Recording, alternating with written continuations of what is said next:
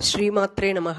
నిన్నటి వీడియోలో చంపకాశోక పున్నాగ సౌగంధి కలసత్కచ అనే నామానికి అర్థం చెప్పుకున్నాం కదా. ఈ రోజు దాని తరువాత నామమైన కురువింద మనిశ్రేణి కనత్కోటీరమండిత అనే నామానికి అర్థమేంటో చూద్దాం. కురువింద మనులు అంటే ఎర్రటి రత్నాలన్నమాట. శ్రేణి, ఆ రత్నాలన్నీ కూడా ఎలా ఉన్నాయంటే వరుసగా అమర్చిన రత్నాల సమూహం లాగా ఉన్నాయంట. కనత్ అంటే ఇప్పుడు ఆ రత్నాల సమూహం అన్నీ కూడా మెరుస్తూ ప్రకాశిస్తూ కనిపిస్తున్నాయన్నమాట.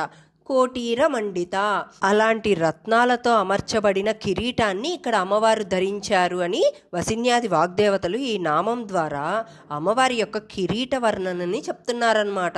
ఇక్కడ జాగ్రత్తగా గమనించినట్లయితే వసిన్యాది వాగ్దేవతలు అమ్మ రూపవర్ణనలో మొదటి నామం ద్వారా అమ్మవారి యొక్క కేశములలో అలంకరింపబడ్డ పుష్పాల గురించి వర్ణించారు. మరి తర్వాత రూపవర్ణనలో అమ్మవారి ముఖము ఇలా కదా చెప్పుకోవాలి.